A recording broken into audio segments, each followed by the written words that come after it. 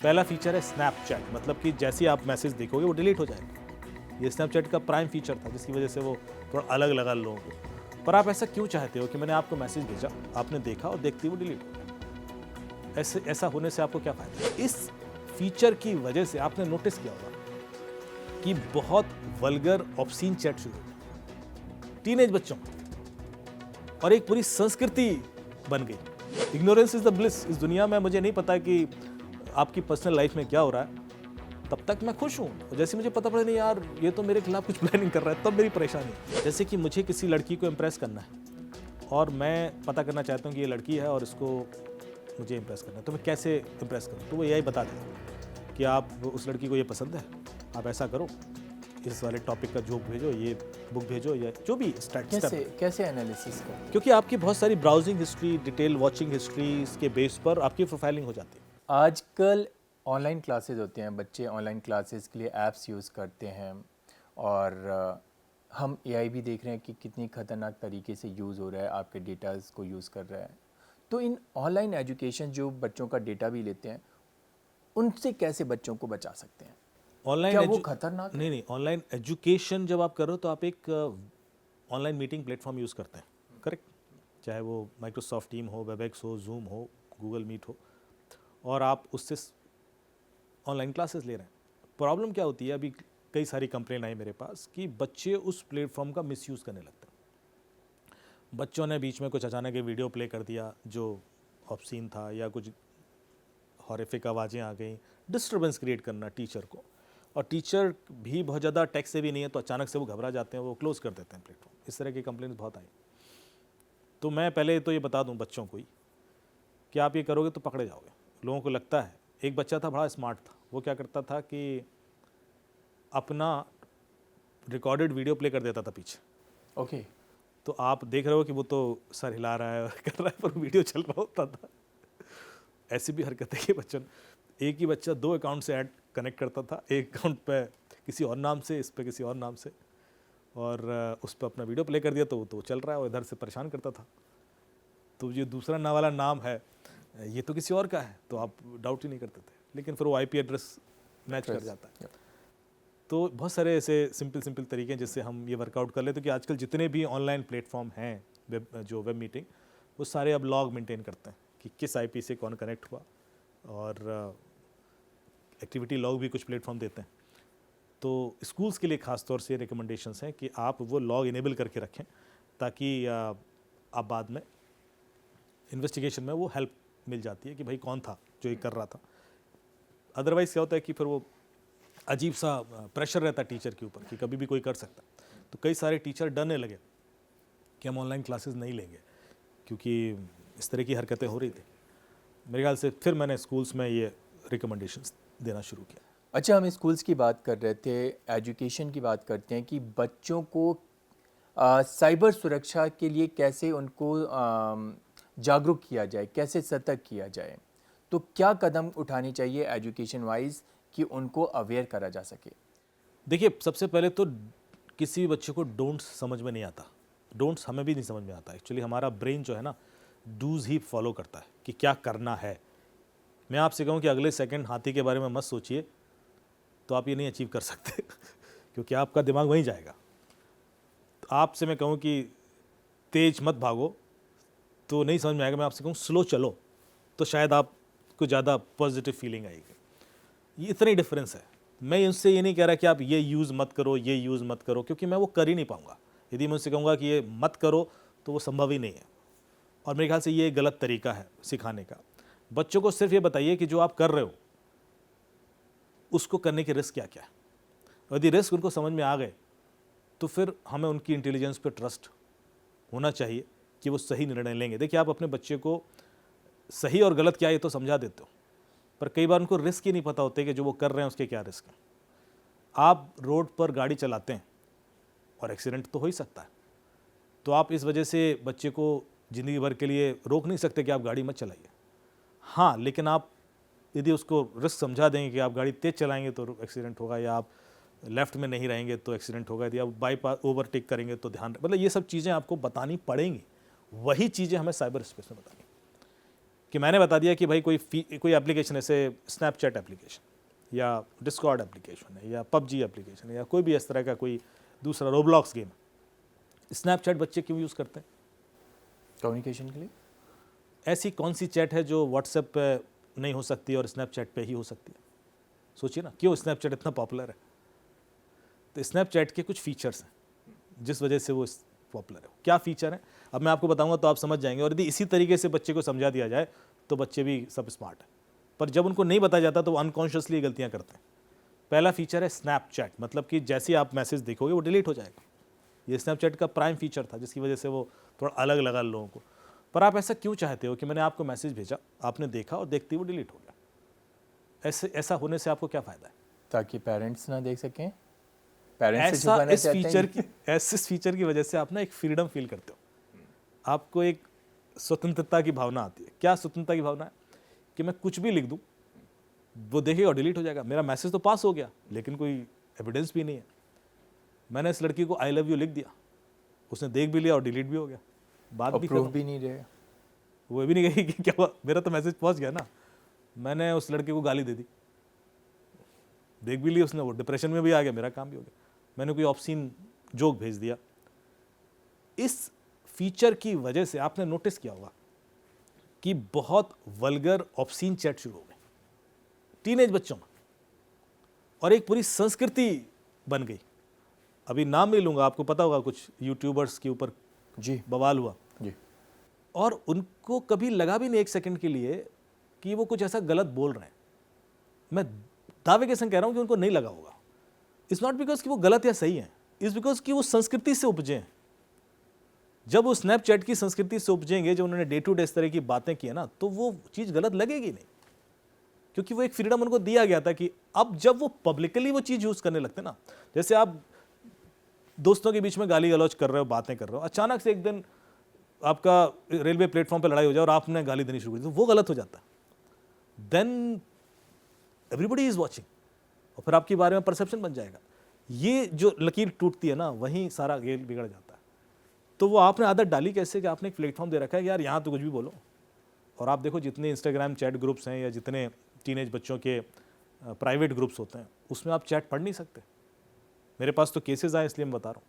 एक केस आपको याद होगा, बॉयज़ लॉकर रूम वाला, दिल्ली का हुआ था।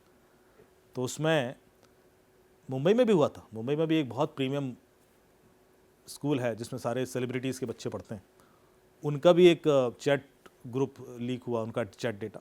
और वही यहाँ हुआ था दिल्ली में, बॉयज़ लॉकर रूम का केस था। उसमें वो लड़के आपस में एक लड़की को रेप करने के बारे में डिस्कस कर रहे थे कि कैसे करेंगे। और वो पूरा तरीके, प्रोसेस, और फिर उसका बवाल हो गया। उसके बाद इन्वेस्टिगेशन हुआ केस। पॉइंट ये कि वो इस हद तक सोच कैसे गए, क्योंकि उनको कभी उस तरह की गाइडलाइन ही नहीं कन्वे की गई थी। तो एक छोटा सा फीचर मैंने आपको बताया स्नैपचैट का कि मैं कुछ भी लिखूंगा डिलीट हो जाएगा, वो किस हद तक आपकी पर्सनैलिटी को इम्पैक्ट करेगा आपको अंदाजा नहीं है। क्योंकि हम कपड़े पहन के घर से बाहर क्यों निकलते हैं? निकल जाओ ऐसे बिना कपड़े के भी। यदि आपको बचपन से वो नहीं पहनाए गए होंगे तो आप निकल जाओगे, आपको फर्क नहीं पड़ता। यही डिफरेंस है कल्चर का, संस्कृति का, संस्कृति का जो आप डालते हो। तो स्नैपचैट का दूसरा फीचर देखिए आप, and I am not against, मैं सिर्फ बता रहा हूँ कि कहाँ आपको ध्यान रखना है।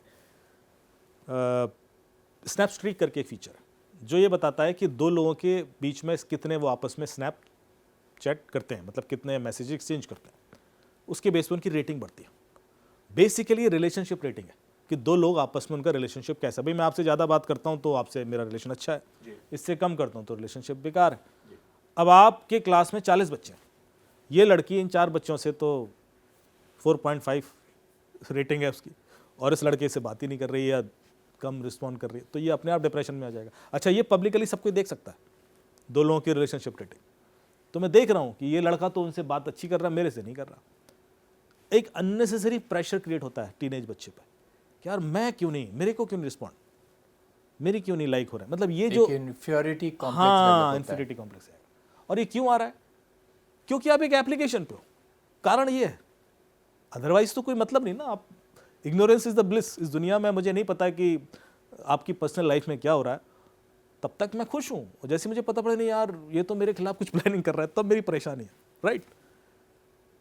तो इस तरह की जो तीसरा फीचर देखिए, लोकेशन देख सकते हो आप उसमें सबकी। एक बच्चा था, वो एक बहुत सीनियर ब्यूरोक्रेट का, और वो डिप्रेशन में था, टीनेज बच्चा। तो उन्होंने मेरे से कहा कि एक बार आप देखिए, बड़ी नेगेटिव बातें करता है और ये है, तो काउंसलिंग करके देख लीजिए। तो मैं जब बातचीत किया, मैं थोड़ा, मेरा क्या है कि मैं बच्चों के संग बड़े फ्रेंडली होकर बात करता हूँ, जब मैं स्कूल कॉलेजेस में भी बोलता हूँ, और ऐसे स्कूल जो गवर्नमेंट स्कूल हैं जहाँ पर शायद टेबल चेयर भी ना हो, बच्चे ज़मीन पर बैठ के पढ़ते हैं, और मैं नीचे बैठ के, मैं बच्चों 250-300 बच्चे हैं, और मैं उनसे पूछता हूँ कि आप में से किसी ने कुछ हैक किया है, तो 30% बच्चे हाथ खड़ा कर देते हैं, हाँ साहब किया है। 30% बच्चे? आराम से 30%। और वो बच्चे हैं जिनके घर में लैपटॉप नहीं होगा, मोबाइल भी होगा तो वो शेयर्ड होगा, पेरेंट्स का ही होगा। क्या हैक किया आपने? साहब वाईफाई हैक किया। कैसे हैक किया? सर वो WPS कनेक्ट से हैक किया। एप्लीकेशन बता देंगे आपको, 2-4 एप्लीकेशन की, इनसे हैक हो जाता है। अच्छा और क्या हैक किया? सर वो जीमेल भी हैक किया था। कैसे हैक किया? सर वो कॉल मर्जिंग टेक्निक से। वो टेक्निक भी बता देंगे, तो जो मैंने पिछली बार आपसे डिस्कस किए थे, वो बच्चों ने सिखाई है मुझे, ये कोई किताब से नहीं आई है मेरे पास। और जहाँ या केसेस आए तब मैंने देखा कि यार ये हुआ कैसे होगा। बट द पॉइंट इज, बच्चे इस हद तक एक्सपोज हैं, या इतना एक्सपोजर है उनको, कि उनको आप थोड़ी देर के लिए भी मोबाइल दोगे तो उनको पता है सही जगह कैसे पहुंच जाना है, आपको टाइम लगेगा ढूंढने में। ये उनके अंदर कैपेबिलिटीज आ गई हैं जो हमारे अंदर नहीं आई है। और ये जनरेशन का डिफरेंस है। देखिए, हम और आप जिस जनरेशन से हैं, या हमसे पुरानी जो जनरेशन थी, वो किसी और चीज़ में बहुत स्मार्ट है। पर यदि जैसे कि मेरे एक प्रोफेसर थे IIT खड़गपुर में, प्रोफेसर SL मस्करा जी, मैं बहुत रिगार्ड करता हूँ कि उन्होंने मुझे बहुत कुछ सिखाया। तो वो पूरा नेटवर्क सिक्योरिटी के मास्टर आदमी थे, और CDMA के भारत में जनक थे। मतलब जितना code division multiple access technologies के सबसे ज़्यादा पेपर उन्होंने लिखे हुए थे। तो उन्होंने IIT खड़गपुर का पूरा नेटवर्क डिज़ाइन किया था, सिक्योरिटी नेटवर्क। पर जब वो हॉटमेल एक्सेस करते थे, तो वो लॉगिन करते समय उनके हाथ ऐसे कांपते थे, कहते यार यहाँ क्लिक करूँगा तो कुछ हो तो नहीं जाएगा, यहाँ क्लिक करूँगा तो कुछ हो तो नहीं जाएगा। और हम लोग बड़ा सर ऐसे, हम टक टक टक टक टक। क्यों? अब यही प्रॉब्लम जब कोई बच्चा मेरा गेम खेल रहा होता है, तो मैं थोड़ा सा कॉन्शियस होता हूँ कि यार, क्योंकि गैप है, उसकी लर्निंग बहुत डिजिटलाइज हुई है, फास्ट हुई है, तो वो मुझे ढूंढना पड़ता है कि किस ऑप्शन से क्या होगा। उसको ऑप्शंस दिमाग में बैठे हैं कि इस तरह का आइकन है तो यही होगा, उसकी लर्निंग वैसे हुई है। हमें पहले एक बार ट्राई करना होता है। आपको एक रिमोट दे दूंगा तो आपको 5 मिनट लगेंगे समझने में, बिल्कुल समझने में लगेगा, पर वो तड़ से यूज़ कर लेता है, गेमिंग रोबोट हो या रिमोट हो या जो भी। ये जो लर्निंग उनकी है उस डोमेन में बहुत फास्ट है, तो इसलिए वो चीज़ें जल्दी पकड़ लेते हैं, ढूंढ लेते हैं यूट्यूब से, गूगल से कैसे निकालना है। हमें वो पैटर्न अभी शायद उतना फास्ट नहीं आता। तो जो मैं कह रहा था कि ये जो लोकेशन देख सकते हैं आपस में, बच्चे से मैंने बातचीत की तो बच्चा डिप्रेशन में, तो उन्हें क्यों, बोले वो 4 बच्चे हैं, 5 बच्चे मेरे क्लोज फ्रेंड बने फिरते हैं और मेरे को अलूफ रखते हैं, ऐसे करके उसने कुछ बोला। मैंने क्यों, कैसे पता तुम्हें? बोले कर वो चारों मैकडी पर बर्गर खाने गए थे, मुझे नहीं लेके गए। मैंने कहा तुम्हें कैसे पता? कह रहा मैं देख रहा हूँ स्नैपचैट पे। तो मुझे लगा यार ये नहीं होता इस पर, तो इसको पता ही नहीं पड़ता, और नहीं पता पड़ता तो ही सेफ। मतलब हमारे डिप्रेशन का सबसे बड़ा कारण है कि हम सोशल मीडिया पे, हमें दिख रहा है कि यार वो तो पार्टी करने स्वीडन जा रहे हैं और यहाँ जा रहे हैं तो हम डिप्रेस। अरे नहीं पता होता तो क्या मतलब? ये भी एक कारण है ना, आप प्रेशर में आ जाते हो। एंड बच्चे ज़्यादा आते हैं, बड़े इग्नोर कर लेंगे क्योंकि उनकी मेच्योरिटी लेवल अलग है। बच्चों को हर चीज़ इंपैक्ट करती है, छोटी से छोटी चीज़ इंपैक्ट करती है, उसके कपड़े, उसकी पिचकारी, हर चीज़ इंपैक्ट कर सकती है। तो ये मेरे ख्याल से उसने थोड़ा ज़्यादा सेंसिटिव बना दिया। एक और फीचर उसमें बड़ा इंटरेस्टिंग, डिस्कवर करके। अब होता क्या, ये AI फीचर स्नैपचैट का, ये अब तो मेटा में भी AI आ गया है, व्हाट्सएप के अंदर भी। पर ये जो फीचर्स हैं ये basically they help you to find strategies.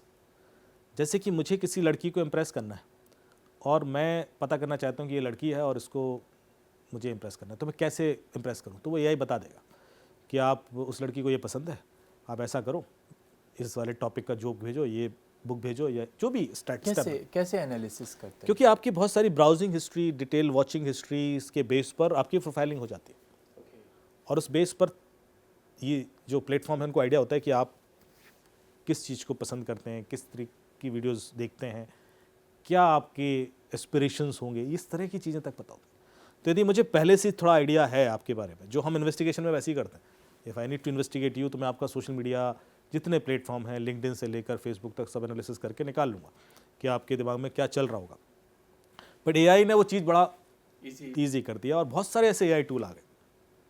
उससे क्या होता है कि अब आप किसी लड़की को इम्प्रेस करने गए और आपने वो करना शुरू किया और वो आसान हो गया आपके लिए और आप रिलेशनशिप में आ गए, और उसके बाद आपने देखा कि 2 साल बाद ब्रेकअप हो गया, 1 साल बाद ब्रेकअप हो गया। जो चीज़ आपको ज़िंदगी में आसानी से मिल जाती है ना, उसकी आपको कभी वैल्यू नहीं होती।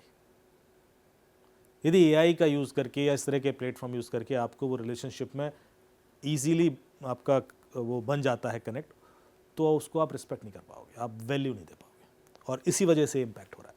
पहले इसी चीज़ में बहुत एफर्ट लगता था। यदि आपको किसी को इम्प्रेस करना है तो 6-6 महीने, 1-1 साल भी लगता था। आप एकदम से नहीं कि एक मीटिंग की और एक डेटिंग ऐप के थ्रू मिले, और ये आसान इसलिए हो गया बिकॉज ऑफ द टेक्नोलॉजी। मेरे ख्याल से ये जानना बहुत ज़रूरी है, चाहे वो पैसा हो, चाहे वो रिलेशनशिप हो।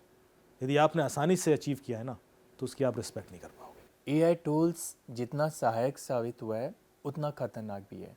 तो जब ये इतना खतरनाक हो गया तो इसके बचाव के भी कुछ कारण होंगे? बिल्कुल बिल्कुल। देखिए, आप बचाव 2 ही 3 बचाव है। पहला बचाव ये होता है जो मैं हमेशा बोलता हूँ, अवेयरनेस। आपको यदि मैं बोलूँ कि ये दुनिया एक माया है और ये तो सब भ्रम है, मायाजाल है, तो मैं आपसे ये नहीं कह रहा हूँ कि अब आप जाके साधु बन जाओ और हिमालय पे चले जाओ। That is not the purpose. The purpose is कि आप इसी दुनिया में रहो, यही जियो, एंजॉय करो, पर ये जान के करना कि ये माया है। Don't get attached. जैसे ही आप अटैच्ड हो गए तो आपकी ज़िंदगी में कलह शुरू हो जाएगा, क्योंकि आपके जितने डर हैं, पिछली बार में मैंने बोला था कि चाहे काम, क्रोध, लोभ, मोह, अहंकार, यही बोला था, इसमें डर कहीं नहीं है। काम, क्रोध, लोभ, मोह और अहंकार। फिर मैंने कहा था कि डर इसलिए नहीं है क्योंकि सारे डर का कारण मोह है, क्योंकि आपको बचपन से अटैचमेंट सिखाया गया। हमने बच्चों को कभी डिटैचमेंट सिखाया ही नहीं। हम बचपन से बोले कि साहब ये तुम्हारा स्कूल है, तो ये तुम्हारी किताब है, ये तुम्हारे पेरेंट्स, ये तुम्हारे भाई, तुम्हारा कार, तुम्हारा तुम्हारा तुम्हारा। तो हमने सब एक इस तरह से सोचना शुरू कर दिया कि सब मेरा मेरा तो कुछ है नहीं इस दुनिया में। गौर से सोचिए, ये जो आज मेरा घर है जिसमें हमने करोड़ों फूक रखे हैं, 100 साल बाद किसी और का होगा। आप कितनी भी कोशिश कर लो, चाहे वो धन्ना सेठ हो चाहे कोई हो, आपका हो ही गई नहीं, वो बदल ही जाएगा। तो जैसे ही आपके मोमेंट आ जाता है ना, यू स्टार्ट एंजॉइंग मोर। फिर आपको लगता है कि यार ये आज ही है मेरे पास, तो मैं आज ही एंजॉय करता हूँ। ये है उसकी चीज़ की वैल्यू, कि जब तक आप डिटैचमेंट नहीं सिखाओगे, आप चीज़ों की वैल्यू करना कम कर दोगे, and you will feel think ये हमेशा मेरे साथ रहने वाला है। जब आपको खोने का डर होता है ना, तो आप वैल्यू करना शुरू कर देते हो। ये एक मेरे ख्याल से लर्निंग है जो मैं बच्चों को देना चाहता हूँ, कि आप हर चीज़ को सही और गलत के आकलन पर करके करोगे तो फिर कोई दिक्कत नहीं है। फिर आप डार्क वेब में भी घुस जाओ तो भी कोई कुछ नहीं करेगा। फिर आप शराब की दुकान में भी घूम के आ जाओगे तो भी कोई दिक्कत नहीं, बिकॉज यू नो इट। फिर आप 4 बुरे लोगों के संग भी होगे तब भी कोई दिक्कत नहीं है, बिकॉज यू नो इट। ऐसा थोड़ी ना होता है कि जो लोगों को वो ज्ञान ही नहीं है, जो लोगों को अवेयरनेस ही नहीं है, वो ट्रैप हो जाते हैं, वो फंस जाते हैं। उनको किसी ने बताया नहीं था, पता है, फिर आप जा रहे हो, फिर कोई दिक्कत नहीं। तो हम सिर्फ अवेयर भी कर देंगे ना लोगों को कि भाई देखिए ये फीचर है स्नैपचैट के, इनका ये दुष्प्रभाव हो सकता है, तो फिर ठीक है, फिर कोई दिक्कत नहीं है। फिर वो उसमें घुस नहीं गया, उसमें इन्वॉल्व नहीं हो गया। जितना आप उसको छुपाने की कोशिश करेंगे, बच्चा उतना ही क्यूरियस हो जाएगा। आप कहोगे देखना ये मत करना, तो कहेगा अच्छा फिर करके देखते हैं। ये मेरे संग भी होता था, हम सबके संग हुआ बचपन में। किसी ने कहा हमारे एक रेडियो था, उस रेडियो को वो पावर बैटरी सेल नहीं थी तो उसमें वो अडेप्टर लगा के मेन पावर से ऑन करते थे। तो मुझे बड़ी क्यूरियोसिटी थी कि ये तो मेरे जो रिलेटिव थे, चाचा जी, उन्होंने मना कर दिया उसमें कभी ऐसा मत करना, तुम ये जब भी रेडियो चलाना हो मेरे से ही बोलना, क्योंकि उनको पता था कि उधर कुछ करेगा, कोई स्पार्क निकलेगा। तो मुझे लगा यार इसमें ऐसा मेरे को क्यों मना किया गया। तो मैंने एक दिन जाके वो 2 वायर डाल दिया उसमें और प्लग दबा दिया, तो रेडियो ब्लास्ट कर गया, पड़ा के धुआं। तो पता अगर चाचा जी ने पहले बता देते कि यार ये ऐसा हो जाएगा तो मैं नहीं करता ना। उन्होंने सिर्फ आधी चीज़ बताई मुझे, अब मुझे लगा यार ये मैंने क्या कर दिया, क्योंकि वो अडेप्टर मिस कर गया, मैंने सीधे वायर लगा दिया उसमें, तो ब्लास्ट ही करना था। तो बच्चे को पॉजिटिव एंड नेगेटिव दोनों चीज़ें, प्रॉस एंड कॉन्स दोनों बताना चाहिए टेक्नोलॉजी का। ये प्रॉस है बेटा, ये कॉन्स है इसके। तो यदि आप वो बता देंगे, मेरे ख्याल से ये जो कम्युनिकेशन, इसलिए मैं बात कर रहा था कि कम्युनिकेशन होता रहेगा तो शायद हम वो बताते भी रहेंगे, और उसके बाद वो रिस्क कम हो जाएगा।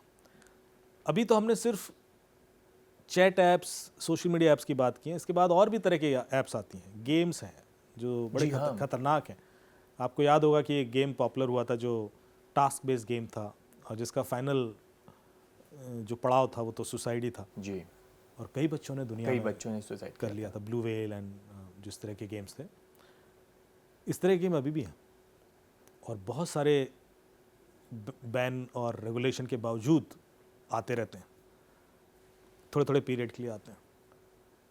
और बच्चों को ये बताना बहुत ज़रूरी है, क्योंकि बच्चे उस ट्रैप में फंसते ही क्यों, क्योंकि उनको किक मिलने लगता है। उनको लगता है कि यार ऐसे कोई बच्चे जिसको कि वैसे सोसाइटी ने रिकग्नाइज़ नहीं किया है। देखिए, आपको हर व्यक्ति को अपनी ज़िंदगी में किक चाहिए, एक स्पेशल फील चाहिए कि यार मुझे ना कोई तो ये माने कि मैं भी कुछ हूँ, और ये बच्चों को सबसे ज़्यादा चाहिए। यदि बच्चे को आप चाहते हो कि वो सुपरस्टार बन जाए तो उसकी तारीफ़ ज़रूर करें, क्योंकि हर किसी को चाहिए। हम क्या करते हैं, उल्टा करते डांटते रहते हैं, हमें लगता है डांट डांट के ठीक कर देंगे। डांट डांट के वो नेगेटिव हो जाता है, और फिर उसको वो किक कहीं और मिलने लगता है, और फिर उसके बाद वो डाइवर्ट कर जाता है। फिर कहते हैं वो पढ़ाई में दिमाग नहीं ले रहा, क्योंकि उसको तारीफ़ कहीं और मिल रही है, वो गेम में तारीफ़ मिलने लगी उसको कि बहुत अच्छे, well done, you have done your task well, तो उसको वही अच्छी लगा ना। फेसबुक पे पोस्ट डाली, 50 लोगों ने लाइक किया, उसको वही अच्छा लगने लगेगा फिर। तो पहले तो उनको रियल वर्ल्ड की भी कुछ रिकग्निशन के लिए आप तैयार कीजिए, दीजिए। नहीं मिल रहा है तो क्रिएट कीजिए, वो मिलेगा शायद, तो वहाँ की वैल्यू अपने आप कम हो जाएगी। अच्छा, जैसे आपने बात करी थी कि यूके, यूएस एंड ऑस्ट्रेलिया में बच्चों का डेटा प्रोटेक्शन से रिगार्डिंग स्पेसिफिक लॉज है, तो हमारे देश में क्या स्पेसिफिक कदम उठाएं कि हम भी अपने बच्चों के डेटा को स्पेशली प्रोटेक्ट कर सकें? जो हमारा जो डीपीटीपी बिल आया अभी, हाँ। डेटा प्रोटेक्शन लॉ बना है, इसमें सबसे ज़्यादा फोकस बच्चों के डेटा के लिए है। सबसे ज़्यादा फोकस, एक अलग सेक्शन है पूरा कि आप बच्चों का डेटा तो ले ही नहीं सकते, पहली चीज़, और उसके लिए भी पेरेंटल कंसेंसस चाहिए है, और यदि वो पेरेंट कहते हैं कि डिलीट कर दीजिए तो आपको तुरंत डिलीट करना पड़ेगा, उसका भी टाइमलाइन है।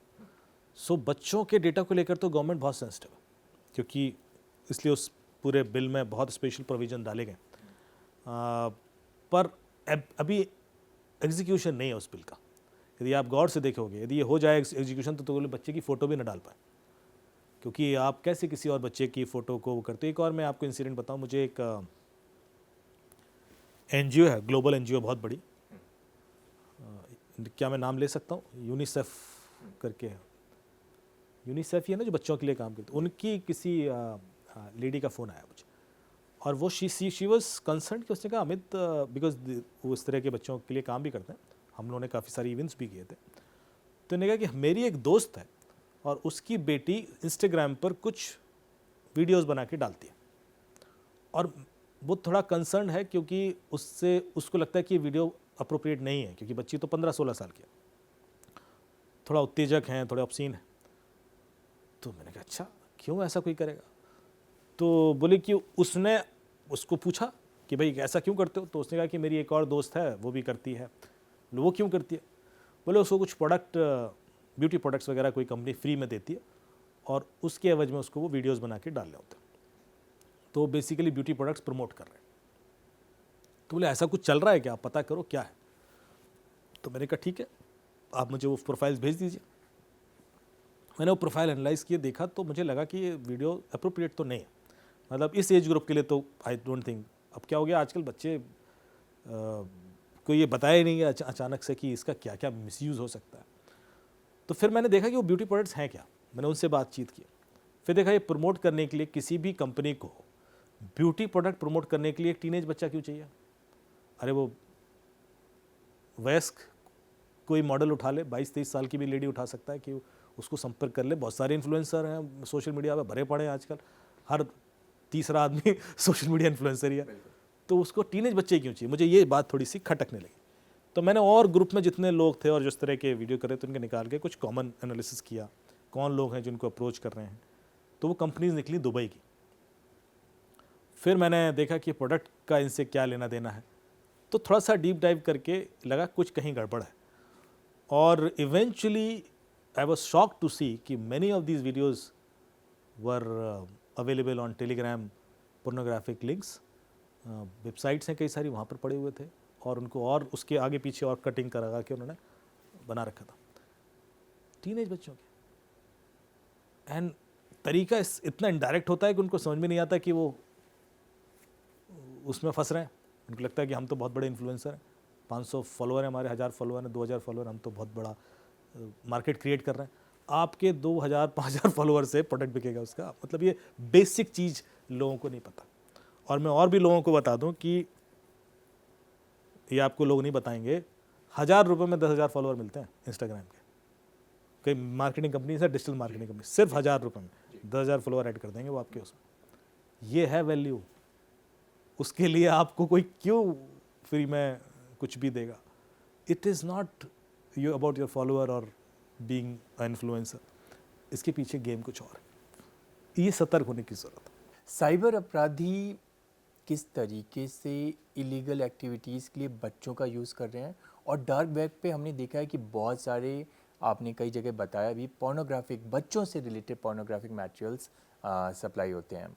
तो उसके बारे में थोड़ा सा समझना चाहूँगा, कैसे हम अपने बच्चों को इन इलीगल एक्टिविटीज़ से बता सकते हैं? देखिए, सबसे पहले तो ये जानना ज़रूरी है कि इस तरह के केसेस हो रहे हैं। लोगों को लगता है कि ये होता ही नहीं है, और यदि आप डेटा पर गौर करेंगे तो यू वर शॉक्ड कि डार्क वेब पर 70% डेटा यही है, चाइल्ड पोर्नोग्राफिक कंटेंट ही है, और ग्लोबली अपलोड होता है। इंडिया से भी बहुत अपलोड होता है। जो वो डेटा मिल जाएगा, इंटरनेट वॉच फाउंडेशन की एक रिपोर्ट है, वो ये बताती रहती है कि कितना डेटा कहाँ से अपलोड होता है, और बड़ा सेंसिटिव रिविलेशन है। लेकिन हमारे पास केसेस नहीं होते। आसपास आप किसी थाने में जाएंगे तो कोई केस दिखता नहीं कि ऐसा किसी ने कंप्लेंट किया हो, पर कोई तो सफ़रर है, कोई तो विक्टिम है। तो ये जानना ज़रूरी है कि आपका बच्चा किससे मिल रहा है, कोई रिस्क ऐसा तो नहीं है, और उसका कोई मिसयूज़ एक्सप्लॉयटेशन तो नहीं करेगा। पिक्चर्स बना रहा है, वीडियोस बना रहा है, रील्स बना रहा है किसी के संग जाकर, किसका क्या इम्पैक्ट हो सकता है, ये आपको जानना सबसे पहले ज़रूरी है, जो हम नहीं जान पाते, और फिर कंसिक्वेंसेस कुछ और हो जाते हैं। दूसरा कि आप, जो मैंने बताया था चाइल्ड ग्रूमिंग, अभी लेटेस्ट डेटा तो मुझे नहीं पता, लेकिन हर सिटी से सैकड़ों बच्चे गायब होते हैं हर साल। यदि आप पूरे इंडिया का देखेंगे तो आपको बहुत शॉकिंग डेटा मिलेगा। मैं ऐसे बता रहा हूँ कि 2011 या 12 की बात है। यहाँ सेक्टर 14 में रहता था मैं, नोएडा, और हमारे यहाँ एक हेल्पर थी जो काम करती थी। वो मेरे पास आई, कहती भैया वो, अच्छा उस समय मैंने 2009 में से पुलिस के संग काम करना शुरू किया था थोड़ा बहुत, वो 2008 की घटना के बाद, तो थोड़ा बहुत मैं संपर्क में रहता था। तो उसको लगा होगा कि इनके यहाँ कभी कोई थानेदार आया, बैठे तो जानते हो। तो एक दिन आई रोती है कि आप प्लीज़ आप बोल दीजिए, मेरी कंप्लेन नहीं ले रहे हैं। तो मैंने कहा कंप्लेन मतलब? बोलते मेरा तीसरा बच्चा भी खो गया। मैंने कहा व्हाट, तीसरा बच्चा भी खो गया? बोला हाँ, वो घर में मैं छोड़ के आती हूँ, वो गायब हो गया, और ये कंप्लेन नहीं ले रहे हैं। तो आई कॉल्ड कंसर्न, जो भी उस समय थानेदार था, तो उसने एकदम से कहा, बोले हाँ साहब लिख तो लिए कंप्लेंट, लेकिन क्या करें, हर साल 350-400 बच्चे गायब होते हैं, तो कहाँ कहाँ किसको ढूंढने जाए। तो आई वॉज शॉक्ड। मैंने कहा कि इतनी बड़ी समस्या और कोई इसके बारे में क्यों नहीं बात कर रहा है। तो आई एम श्योर कि अभी भी डेटा शॉकिंग ही होगा। ये कैसे हो जाता है और क्यों होता है और इसके क्या परिणति है, तो हमने बहुत फिल्मों में देख ही ली है, पर ये फैक्ट जानना भी बहुत ज़रूरी है ताकि हम उतना सतर्क रहें। आमतौर पर ये मेरे ख्याल से उन्हीं के संग ज़्यादा हो रहा है, बेचारे जो अपने घर बार छोड़ के यहाँ काम करने आए हैं, उनके पास सिक्योरिटी के प्रोविज़न नहीं है, बच्चे स्कूल नहीं जा पा रहे हैं, उनको एक्सप्लॉइट किया ही जा रहा होगा। लेकिन आई एम श्योर कि कुछ दूसरे सेगमेंट्स में भी इस तरह के अपराध हो रहे होंगे और जिनके बारे में लोग बात नहीं कर रहे हैं, या जब पता पड़ता है तो वो छुपा रहे हैं।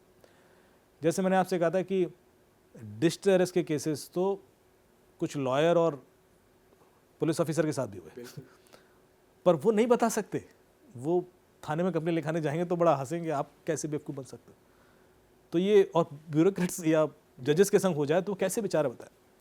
वही सिचुएशन सोसाइटी में बच्चों वाले उसको लेकर है कि वो नहीं बताते कि अब हमेशा के लिए न्यूज़ बनेगी, बड़ा बात बन जाएगी, ये हो जाएगा। तो मेरे ख्याल से इस वजह से हम लोगों को पता नहीं है, पर ये मामला बहुत गंभीर है, और इसमें सोशल मीडिया या जो ये गेम्स वगैरह बहुत बड़ा रोल प्ले कर रहे हैं, बहुत बड़ा। यहाँ तक कि आपने सुना होगा गाजियाबाद में एक केस हुआ था जिसमें रिलीजियस कन्वर्जन हो रहा था गेम्स के थ्रू, गेम था। तो आप एक बच्चा है जो 15-16 साल का है, उसको किसी भी हद तक इन्फ्लुएंस कर सकते हो because of game, because of social media, because of such kind of media कर सकता। हुआ था वो, माँ बाप को पता नहीं पड़ा। मेरे पास ऐसे बहुत केसेस आए और ऐसे ऐसे केसेस भी आए जिसमें सीनियर IAS ऑफिसर्स, उनकी बेटी है and they get to know very late. तो और वो वही है, उसी एज ग्रुप के होते हैं, 16, 17, 18 से ऊपर कोई नहीं होता, क्योंकि वो टारगेट इस तरह से किया जाता। और अचानक से उनको लगा कि वो हिजाब पहनना शुरू कर दिया या उसने, तो वो घबरा जाते हैं कि यार ये क्या हो रहा है। बातचीत शुरू करते हैं, बातचीत पहले ही बंद हो चुकी होती है। मैंने आपसे कहा ना, टीनेज बच्चे वैसी बातचीत करना कम कर दिया, तो वो अब किसके इन्फ्लुएंस में आ जाएंगे, क्या एक्शन लेंगे, वो आपको पता ही नहीं होता। जब आपको पता पड़ता है तो आप बहुत लेट हो चुके हैं। तो उनका मेरे से रिक्वेस्ट ये थी कि आप सिर्फ ये बता दीजिए कि इसके संपर्क में है कौन, बिकॉज ऐसा ना हो कि कल इसके संग कुछ बुरा हो जाए और हम जिंदगी भर अपने आप को रिग्रेट करें। तो मैंने निकाला सोशल मीडिया से भी, और 2 तरीके होते हैं। मैंने कहा साहब ये लोग हैं, निकाल के दे दिए, और वो डर गए। फिर उनकी जब कुंडली निकलवाएंगे उसमें कई सारे क्रिमिनल बैकग्राउंड के भी थे। तो ये चीज़ बच्चों को नहीं पता होती, दे गेट इन्फ्लुएंस। मेरे पास एक ऑस्ट्रेलिया का केस आया, सेम 12-13 केसेस तो अभी चल रहे हैं मेरे पास इस तरह के, जिसमें सेम हुआ। एक बच्चा 16 साल का ही था और अचानक से उसने इस तरह की रिलीजियस, जो कट्टर रिलीजन वाली किताबें पढ़नी शुरू कर दी, एंड कुछ जो स्पिरिचुअल लीडर्स हैं उनको फॉलो करना शुरू कर दिया। And he start arguing with parents abusively कि आप लोग तो ऐसे हो और आपके संग तो मैं रहूँगा नहीं। तब उनको पता पड़ा और फिर उन्होंने मुझे अप्रोच किया, क्योंकि उनका जो मतलब one of the family members जो मेरे संग कभी काम कर चुका था। तो उन्होंने कहा आप बताइए कैसे करें, और हम तो बाहर हैं। तो मैंने कहा मैं सिर्फ यही बता सकता हूँ कि आप बच्चे को सच ढूंढ के दे दें कि जो भी उसको इन्फ्लुएंस कर रहा है, जो उसके संपर्क में है, उसका बैकग्राउंड क्या है, वो कौन है, कितना क्रेडिबल है, उसकी क्या हिस्ट्री है। उसमें यदि आपको कुछ एबनॉर्मलिटी मिलती है तो बता दो, उससे कम कुछ जस्टिफिकेशन होगा। अदरवाइज तो आप अब चेंज नहीं कर सकते, बिकॉज डोंट्स तो काम नहीं करता ना। तो वो मैं हेल्प कर देता हूँ कि भाई ये निकाल के मैं दे देता हूँ, बाकी तो ये इतना बड़ा इशू है। और इसमें तो ये होता था कि कुछ गेम्स होते हैं जिसमें यदि 3 खिलाड़ी मिल जाएं तो वो चौथे को जिता भी सकते हैं, हरा भी सकते हैं। तो वो ऐसी ट्रिक यूज़ करते थे कि वो जो बच्चा खेल रहा है कि कुछ भेजेंगे पढ़ लो अब तुम जीत जाओगे, तो वो कुछ रिलीजियस टेक्स्ट है उन्होंने पढ़ लिया और जीत गया वो। फिर वो नहीं पढ़ेगा तो हार जाएगा। तो उससे उसको धीरे धीरे काउंसिल करेंगे। कोई भी चीज़ ऐसा आप लॉजिक बनाकर बच्चों को कन्विंस किया जा सकता है। जाने से पहले जो दर्शक हमें देख रहे हैं, और इस बार का साइबर सुरक्षा मंत्र क्या देंगे आप? देखिए, चूँकि ये सेगमेंट बच्चों के लिए है और बच्चों को मैं 3 सेगमेंट में तोड़ता हूँ। जब बच्चा 1 साल 6 महीने का होता है, माँ बाप तब से उसको मोबाइल पकड़ा देते हैं और उसको स्क्रीन की लत लग जाती है।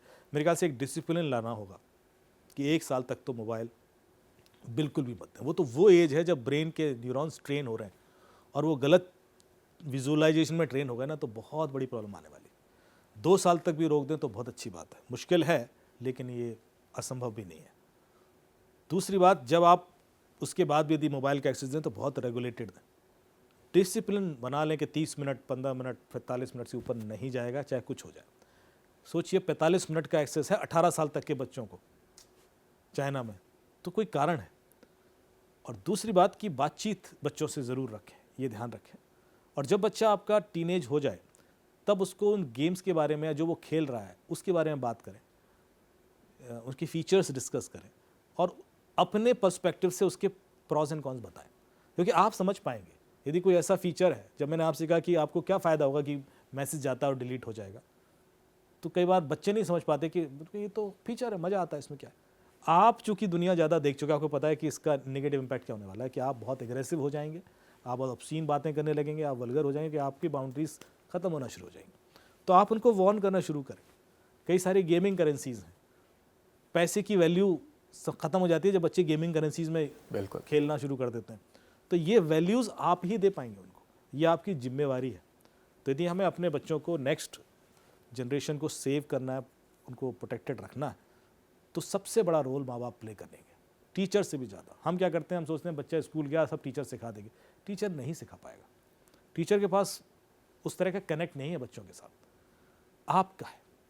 तो आप जब तक जिम्मेवारी नहीं लेंगे और बचते रहेंगे, मेरे ख्याल से बच्चों को उसका खामियाजा भुगतना पड़ेगा। अमित जी, आपका बहुत बहुत धन्यवाद। आपने हमें साइबर अपराधियों के नए नए हथकंडों और उनसे बचने के तरीकों से वाकिफ कराया। और आज की बातचीत ने हमें बताया कि बच्चों को साइबर ठगी से बचाना सिर्फ पुलिस का काम नहीं, बल्कि हर माता पिता और शिक्षक की जिम्मेदारी है।